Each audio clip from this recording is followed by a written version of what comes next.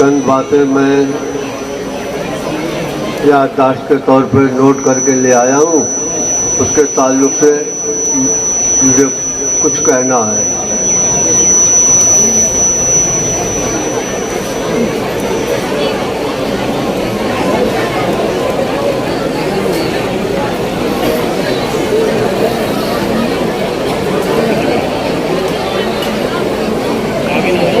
اس کے تعلق سے ایک تو یہ بات ہے کہ چادریں لوگ جو لے کر آتے ہیں کپڑے کی لاتے ہیں، اور وہ کپڑا اس کو ٹھکانے لگانا بڑی سخت بات ہو گئی ہے ہمارے لیے۔ ہمیشہ سے بانٹتے رہتے ہیں وہ، اس کے باوجود وہ ایک الگ کام ہو گیا ہے، ہم سے ہو نہیں پاتا ہے، تو اس لیے آپ لوگوں سے مشورہ ہے اور صلاح ہے کہ جو لوگ چادریں کپڑے کی لے کر آتے ہیں وہ بجائے کپڑے کے پھولوں کی لے کر آیا کرے۔ سمجھ میں آ رہا ہے نہیں؟ پھولوں پہ ایک صفت یہ بھی ہے کہ وہ اللہ کا ذکر کرتے ہیں، اور اسی لیے سبزہ مزارات اور قبروں پر ڈالنے کی اجازت آئی ہے، تاکہ ان کے ذکر سے جو صاحب قبر ہے وہ انس اور لذت حاصل کرتے ہیں۔ چادروں کا استعمال صرف اس لیے ہے کہ وہ چادر عام قبروں سے الگ ہو کر ایک نمائندہ شکل اختیار کرنے، تو اس کے لیے میں سمجھتا ہوں ایک دو چادر شریف بہت کافی ہے۔ ایک بات تو ہو گئی ہے، یاد رکھیں چادر شریف وغیرہ جہاں تک ہو سکے پھولوں کی لائی۔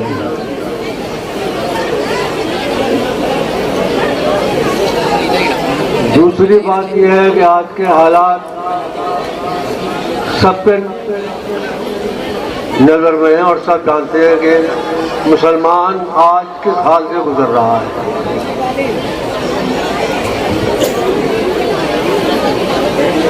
مسلمانوں کو انتہائی آپس میں اتفاق اور اخلاص کی ضرورت پیش آ گئی۔ ہمارے اتنے زیادہ فرقے اور اتنے زیادہ ٹکڑے ہو چکے ہیں کہ ہم معلوم ہی نہیں ہوتا ہے کہ ایک ہے کہ ایک سے بہت زیادہ ہے، الگ الگ ٹکڑیوں میں۔ سیاسی حالات ہم نے اپنے ہاتھوں سے اتنے زیادہ خراب کر لیے ہیں کہ ہمیں ہمیشہ شکست اور ناکامی کے منہ دیکھنا پڑتا ہے۔ اس کی وجہ صرف اور صرف یہ ہے کہ ہم جو ہیں آپس میں کوئی ذرا سا بھی ایک دوسرے سے ہمدردی اور لگاؤ نہیں رکھتے۔ سب کو اپنا دنیاوی فائدہ دیکھنا ضروری ہو گیا ہے،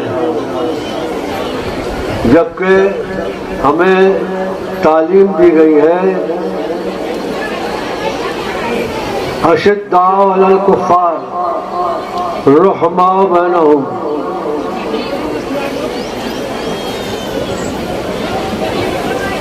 اس کا مطلب ہرگز یہ نہیں ہے کہ ہم کسی پر کوئی تشدد کریں۔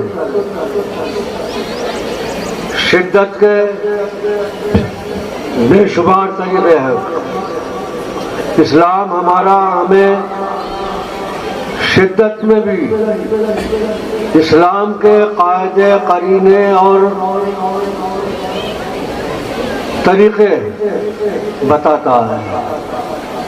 اس نے ہم کو کسی حال میں بد اخلاقی اور ادب کو چھوڑنے کی نہ تاکید کی ہے نہ تعلیم دی ہے۔ شدت بھی کریں گے تو اپنے تمام معاملات کو سامنے رکھ کے۔ نبی کریم صلی اللہ تعالی علیہ وسلم نے جو لوگ دنیا اور دین کے لیے رکھنا تھے ان کے ساتھ میں ان کو کڑی سی کڑی سزائیں دی. وہ کسی بھی مذہب و ملت کے تھے، چاہے وہ اپنے تھے یا پرائے تھے. اور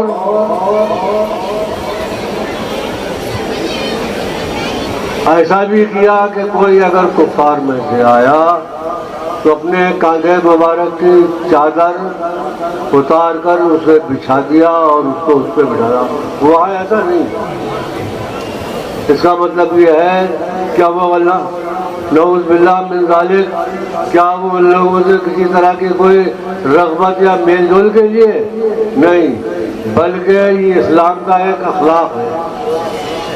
اس اخلاق کے ساتھ شدت بھی شامل ہے اور ان سے لگاؤ بھی شامل ہے کہ یہ ہمارے حالات دیکھ کر ہم میں شامل ہو جائیں، برے مذہب برے خیالات سے باز آ جائیں. تو آپس میں اتفاق اور خلوص کی انتہائی ضرورت ہے.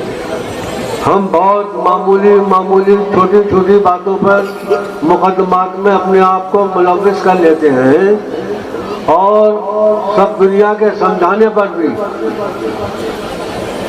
ہم باز نہیں آتے اور مقدمات کو لے کر خود بھی ذلیل و خوار ہوتے ہیں حرمانہ کر، اور دشمن کو بھی بدلہ لینے میں کوئی کسر نہیں چھوڑتے. انہیں جیلوں میں چڑھواتے ہیں اور خود بھی جیلوں میں چڑھتے ہیں. اللہ کوئی سمجھاتا رہے کہ بھائی اس معاملے کو طے کر لو. آج وقت آ گیا ہے کہ جو کچھ معاملات ہیں تمہارے آپس کے سب خود نپٹاؤ اپنے دین کے حساب سے. لڑائیاں ختم کرو.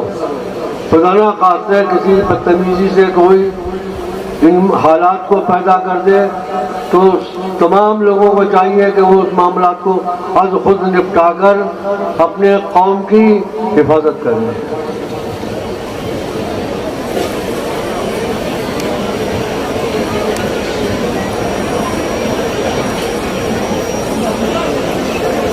کیا ارادہ ہے؟ بولو. ان سب بات کی کوشش کریں گے. آپس کے جھگڑے وغیرہ جو عام جو ہیں وہ کوشش کریں گے کہ خود طے کر لیں. آج کل بیاہ شادیوں لڑکوں کی شادیوں کے تعلق سے بہت کچھ فساد پھیلے ہوئے ہیں. بے شمار لڑکیاں بیٹھی ہوئی ہیں اور اس کے علاوہ جو اور دیگر معاملات چل رہے ہیں. ہمارے قوم کی لڑکیاں جو کچھ کر رہی ہیں وہ خوب اچھی طرح معلوم ہے. موبائل ایک ایسی چیز ہے جس نے شیطانیت کا چولا پہن رکھا. جتنے بھی اس میں اس کے تعلق سے اصلاحی کام تھے وہ سب کے سب پیچھے رہ گئے، ان سے کوئی تعلق نہیں رہا. اور وقت ہے تو تھوڑے بہت بتا دوں میں. تو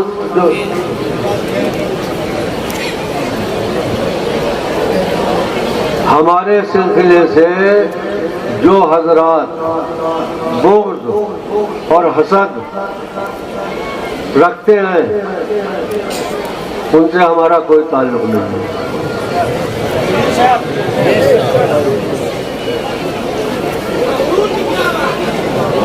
اس میں کیا زندہ باد کی بات ہے. جو لوگ بلا وجہ خامخواہ سلسلے سے ہمارے بغض اور حسد رکھتے ہیں. اچھا ایک بات بتائیے، کیا بھیڑ ہونا کسی مرتبے کی کوئی دلیل ہے؟ ہرگز نہیں. اس لیے کہ بھیڑ تو جانے کتنے موقعوں پر برے کاموں کے لیے بھی اکٹھی ہوتی ہے. آج کل جو مخلوق ہے یعنی آدمی کوئی قوم کے ہو کسی مذہب کے ہو، وہ کھیل کود اور سنیما بازی کے تعلق سے ان کے جو وہ ہیرو ہیں یا جو کچھ بھی ہیں ان سے جتنا تعلق اور اتنا ان کو پسند کرتے ہیں، ملاؤں کو تو گالی دیتے ہیں۔ اس کی وجہ یہ ہے مولویوں نے ہر جگہ پر آپس میں مسلمانوں میں نا اتفاقیاں اور لڑائی جھگڑے پیدا کر دیے ہیں کہ یہ فلانے سے ہے، یہ اس کا تعلق وہاں سے ہے، اس کو الگ رکھنا، اس کو یہ مت کرنا، وہ مت کرنا۔ سمجھے؟ جو لوگ ہمارے سلسلے سے، ہمارے بزرگان دین سے بے رغبتی تو الگ بات ہے، جو بلا وجہ کی بغض و حسد رکھتے ہیں ان سے ہم بالکل دور رہیں گے۔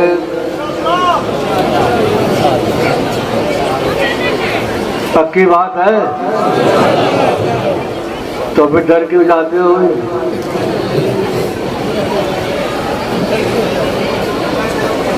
بتاتے ہوئے اپنے آپ کو ہم شرافتی ہیں کہ ہم بشیری ہیں، ڈرتے ہو کیوں ڈرتے ہو؟ بتاؤ کیوں؟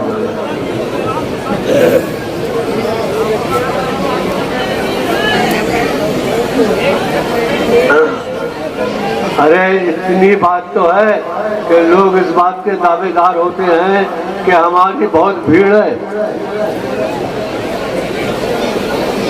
اور ہم جو ہیں تھوڑے صحیح، مگر اللہ کے احسان سے، فضل سے ہم جن سے بندھے ہوئے ہیں ہمیں ان کی مثال نہیں دکھائی دیتی۔ مثل تو بڑی بات ہے، سمجھے؟ تو کیوں ڈرتے ہو بھائی؟ اپنے آپ کو امامت کر رہے ہیں،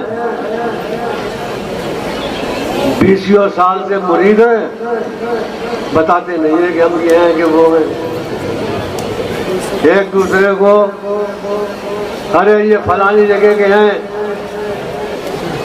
روزی کیا اللہ کے ہاتھ میں ہے کہ یا ان کے مولویوں کے ہاتھ میں ہے؟ روزی تو دینے والا اللہ ہے۔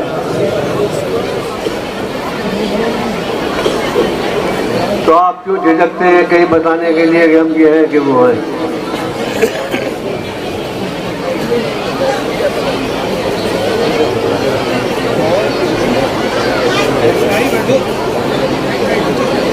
ایک آج کل معاملہ حضرت مولا کائنات علی کرم اللہ وجہ الکریم کے تعلق سے چل رہا ہے۔ اللہ جانے کیا لوگوں کو کب کبھی طاری ہو گئی ہے کہ مولا علی کرم اللہ وجہ الکریم کے تعلق سے ان کی ناک اور بھونج چڑھ جاتی ہے۔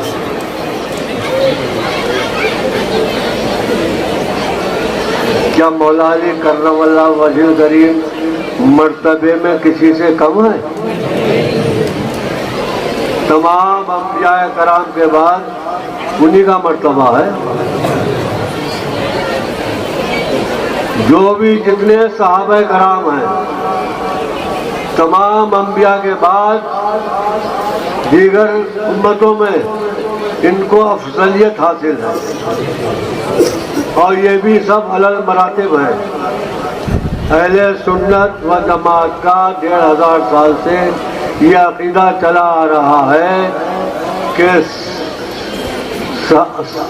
نبیوں کے بعد صحابہ کرام، اور صحابہ کرام میں بھی الگ ترتیب بعض ہستیاں ہیں۔ یہ 4 بزرگ جو 4 یار کہلاتے ہیں، صدیق اکبر، فاروق اعظم، عثمان غنی، مولا علی، اسی ترتیب سے فضیلت ہے۔ اہل سنت و جماعت کے ایمان و عقائد کے تعلق سے سب سے افضل صدیق اکبر، فاروق اعظم، پھر عثمان غنی اور مولا علی۔ مولا علی کرم اللہ وجہ الکریم کے تعلق سے نئی نئی باتیں جس میں کسی نے ان کا نام لے دیا، اس کو فوراً کہہ دیا کہ یہ حضرت امیر معاویہ رضی اللہ تعالیٰ عنہ کا دشمن ہے۔ ہم کیوں دشمن ہوں گے؟ ہمارے نزدیک تمام صحابہ کرام کا ایک سا مقام و مرتبہ ہے۔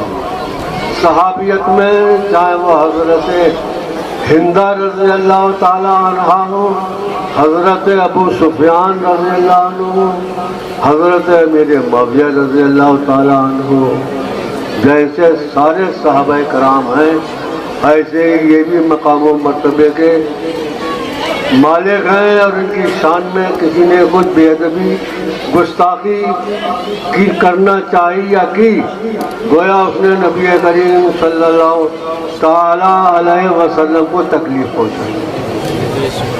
غور سے سن لینا، مگر کیا مولا علی کرم اللہ وجہ کریم کے مرتبے اور مقام پر دیگر صحابہ کرام ہیں؟ ان کے اتنے فضائل آئے ہیں کہ کسی صحابی کے نہیں آئے۔ یہ الگ بات ہے کہ مقام و مرتبے کے حساب سے ان کے نمبر لگا دیے، سمجھے؟ ہمیں اس سے کوئی انکار نہیں ہے، اور ہم اسی پہ گامزن ہیں جو ہمارے بزرگوں نے ہمارے لیے پسند کیا۔ صدیق اکبر، فاروق اعظم، عثمان غنی، مولا علی، سابقون الاولون، اصحاب بدر، فتح مکہ سے پہلے کے لوگ، بعد کے لوگ، یہ بات ہے نہیں؟ یہ صحابہ کرام کے تعلق سے ہمارے عقائد ہیں۔ مولا علی کے تعلق سے ذرا بھی کوئی گڑبڑ مت کرنا، بولیں، کسی کی نہیں سنیں گے انشاءاللہ۔ ہاں، صحابہ سب کے سب لائق تعظیم ہیں، اور نبی پاک صلی اللہ تعالی علیہ وسلم کی اولاد اس کے ہم عاشق ہیں۔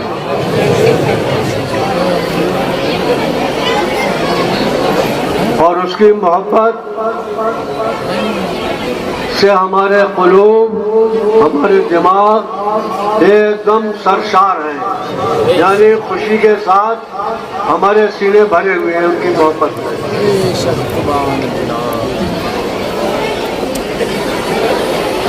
اور ان کے دشمنوں سے اور ان کی بغض و کینہ رکھنے والوں سے ہم بیزار ہیں۔ اور علماء راسخین کی عزت اور توقیر ہم پر لازم ہے، اور ہم ان پر قائم ہیں۔ علماء کی تعظیم پر، ان کے مقام و مرتبے پر، اور راسخین ان کو کہتے ہیں جو عیبدار نہ ہو، چاہے مولوی ہو چاہے عام آدمی ہو، جو نیک ہے وہ لائق تعظیم ہے، اس کی عزت کریں گے، اس سے، سمجھے؟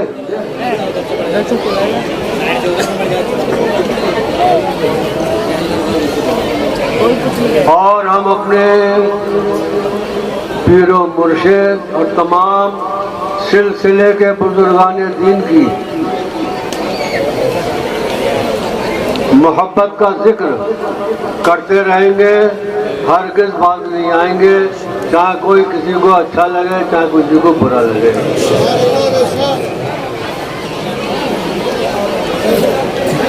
اور ایک بات انتہائی ضروری ہے، ہماری جو کچھ ہم سوچتے ہیں اس میں دو قوتیں کار فرما ہوتی ہیں،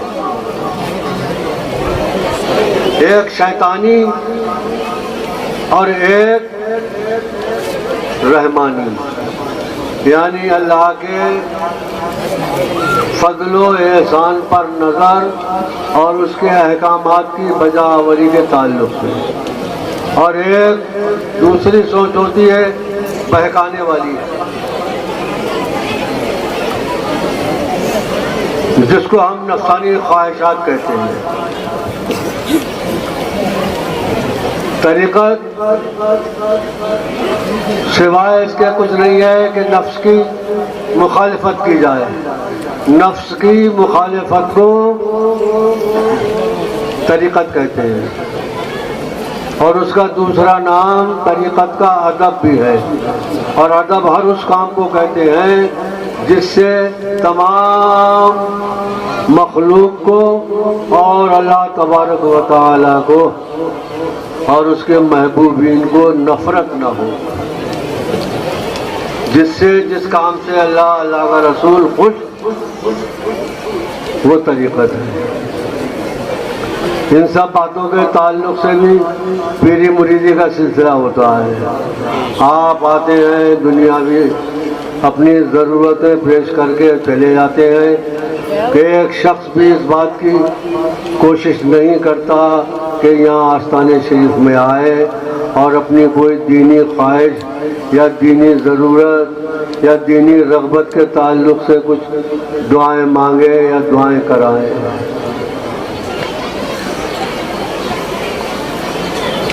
یہاں آنے کا مطلب سوائے اس کے کچھ نہیں ہے کہ ہم کو بزرگان دین کا قرب اور اللہ کی بارگاہ میں مقبولیت حاصل ہو جائے. گھر سے چلو نیتیں اچھی کر کے، انما الاعمال بالنیات، تمام کاموں کا دامر و مدار نیتوں پر ہے.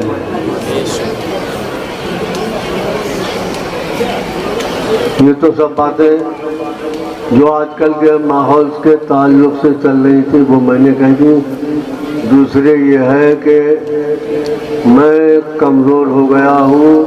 مجھ سے آنا جانا اور فاتحوں میں جانا بڑی کرری بات ہوگی. جب تک مجھ سے ہوتا رہا میں کرتا رہا. کوئی صاحب گھر اپنے گاؤں میں لے جانے کی حد سے زیادہ ضد اور کوشش نہیں کریں گے. ان سے کہہ دیا کہ ٹھیک ہے دیکھیں گے تو چپ ہو جاؤ.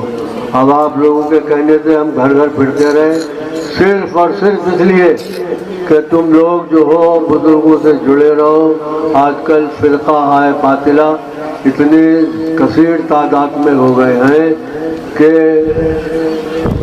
نئے نئے فرقے ایجاد ہو رہے ہیں. سمجھے ہر کام میں ان کو اعتراض ہے. نماز پڑھو تو اعتراض، ایسے نہیں ایسے پڑھو، ہاتھ نیچے رکھو کہ ہاتھ اونچے رکھو، کہ یہ سب باتیں کرتے رہتے ہیں.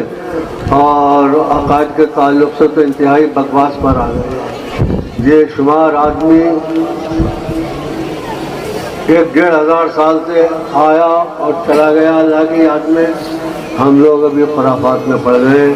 دنیا نے اپنی چمک دمک اس وقت پورے دور پر چھوڑی ہوئی ہے اور ہم اس میں گھر کے رہ گئے اور چوندے آ گئے. ہمیں اب دکھائی نہیں دے رہا ہے کہ ہم کس طرف کو جا رہے ہیں.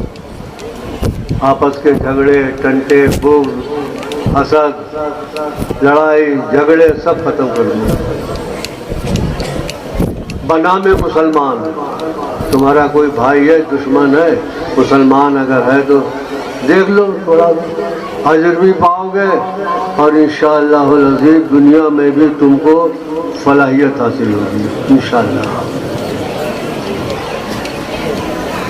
تو گھروں کو لے جانے کے تعلق سے اچھا. دوسری بات یہ ہے کہ میں اور کہیں کہ کیا کہوں، ککرالے کی یہاں تھوڑی سی مرمت کرنا پڑتی ہے. کہیں فاتح میں چلے جاؤ کسی کی ضد پہ تو پورا محلہ تیار کر کے بیٹھ جاتا ہے. ہم کو ہوتی ہے اس میں بہت پریشانی. اگر کسی کے یہاں فاتحہ کا ٹائم دیں گے تو اس کو چاہیے کہ وہ آس پاس کے لوگوں سے منع کرے، یا اس کے علاوہ کوئی اور بھی صاف کرانا چاہیں گے تو آنا پڑے گا میرے پاس، ورنہ میں نہیں آؤں گا. الحمدللہ ککرالہ ہمارا وطن ہے اور یہاں پر سب ہمارے عزیز و اقارب ہیں. بے شمار لوگوں سے پیار محبت ہے، تھوڑے بہت لوگوں سے جھگڑے ٹنٹے بھی ہیں، مگر اللہ کا احسان ہے جن سے جھگڑے ٹنٹے ہیں، میں اس لیے کوئی فخریہ بات نہیں کہہ رہا ہوں، حالات کے تعلق سے کہہ رہا ہوں، مجال نہیں ہے کہ وہ دیکھ کے کھڑا نہ ہو جائے۔ اس میں سبحان اللہ کے لیے نہیں کہہ رہا ہوں، میں صرف اس لیے کہہ رہا ہوں اللہ نے ان کے دلوں میں بھی اس آستانے کی عظمت ڈال رکھی ہے۔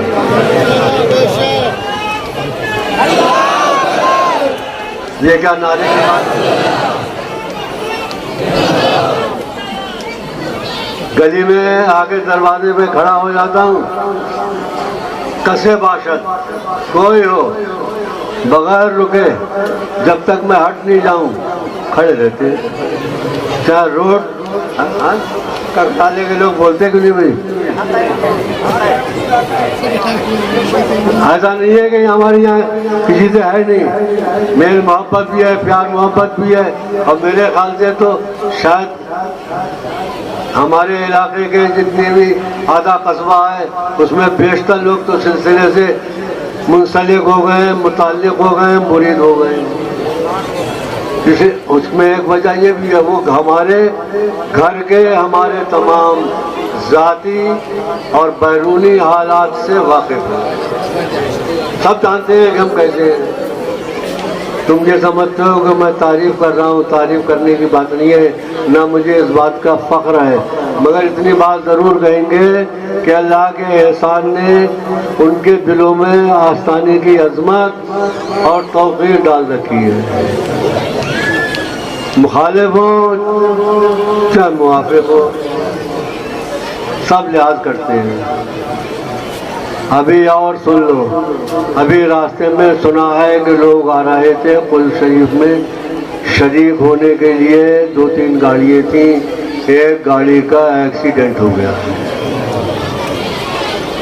اور ہر سال بتایا جاتا ہے کہ آپ لوگ جو ہیں احتیاط کے طور پر گاڑیاں چلایا کریں، یہ سب گڑبڑ مت کیا کرو، آگے کی پیچھے کی کہ اس سے نکل جائیں کہ اس سے نکل جائیں، یہ سب تمہارے لیے نقصان دہ ثابت ہو رہی ہیں۔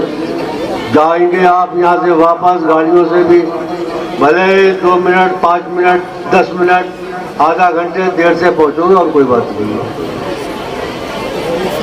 اطمینان سے جانا، مت کرنا، سامان فاتحہ کا لگاؤ، سمجھے بھائی؟ ہاں یہ سب ضروری ہے بہت۔